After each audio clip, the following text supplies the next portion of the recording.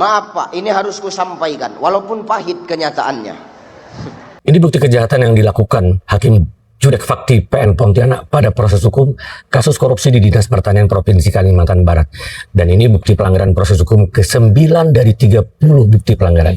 Ini fakta masalah pelanggaran etika Hakim PN Pontianak. Dari 3 orang yang memeriksa perkara ini, yang melakukan pelanggaran adalah justru Ketua Majelis Hakim yang merangkap sebagai Ketua PN Pontianak di kala itu.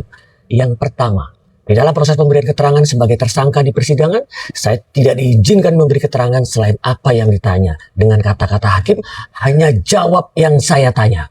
Oke. Yang kedua, menjelang akhir dari proses persidangan sesuai dengan hak tersangka, maka di muka hakim pada saat hakim bertanya kepada saya, apakah selaku tersangka memiliki nota pembelaan atau pledoi pribadi? Saya katakan iya. Kemudian salinannya saya serahkan ke majelis hakim. Selanjutnya saya dipersilahkan oleh hakim untuk membaca pledoi tersebut. Namun anehnya saat saya baru membaca lembar pertama, dengan tegas ketua majelis hakim meminta saya untuk berhenti membaca pledoi pribadi. Dengan alasan tidak ada kaitannya.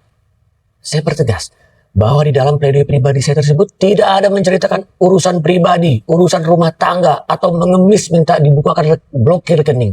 Tidak ada sedikit pun. Maka dugaan yang tidak diragukan bahwa hakim dan jaksa itu takut sekali dengan kesaksian yang saya ungkapkan.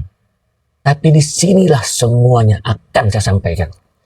Seharusnya tugas hakim adalah mencari dan mendengar informasi sebanyak-banyaknya untuk mendapatkan alat bukti, sehingga kelak menghindari terjadinya kekeliruan dalam membuat keputusan.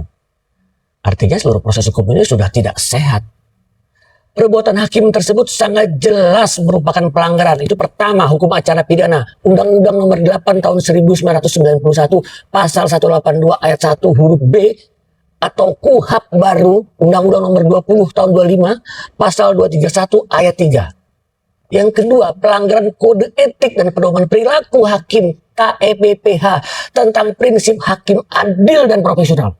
Yang ketiga, pelanggaran hak asasi manusia tentang hak membela diri, tentang hak kesetaraan di depan hukum, dan prinsip universal. Dampak dari pelanggaran tersebut harusnya void ab initio, batal demi hukum. Pelacur, berkali-kali saya menyurati Mahkamah Agung yang dijawab oleh Badan Pengawas tanggal 13 September 2022, 14 Juli 2023, dan 11 Oktober 2023 yang ditandatangani oleh Kepala Bawasmarin Sugianto. Namun isinya tentang penolakan tidak lanjut laporan pengaduan dengan redaksional yang sama mirip. Juga laporan saya ke Komisi Yudisial sama saja nol. Padahal jelas-jelas ini mutlak merupakan pelanggaran berat seorang hakim. Atau karena saya pelapor masyarakat kecil yang tidak menjadi atensi, atau kalian sengaja disetting untuk saling melindungi.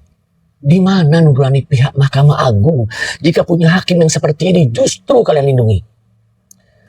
Dengan mengedepankan presumption of innocence, kalaulah kalian aparat hukum berniat melindungi kepala dinas atau siapapun itu urusan kalian. Tapi tidak begini caranya. Nanti di video berikutnya akan saya ungkapkan bukti petunjuk tentang terjadinya suap antara kepala dinas dengan jaksa dan hakim. Kali ini foto hakim sengaja saya blur dan sembunyikan identitasnya. Namun jika Badan Pengawas Mahkamah Agung tidak menyelesaikan masalah ini, nanti akan saya publish seterang-terangnya siapa hakim tersebut. Akhirnya yang bisa saya lakukan hanya dengan cerita ke media sosial untuk mencari keadilan.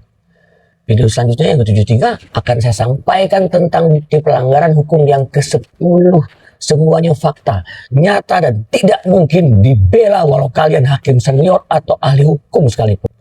Tentang kekeliruan kesalahan fatal yang dilakukan oleh almarhum Artijo Alkausar atas putusan kasasi. Matang, Pak.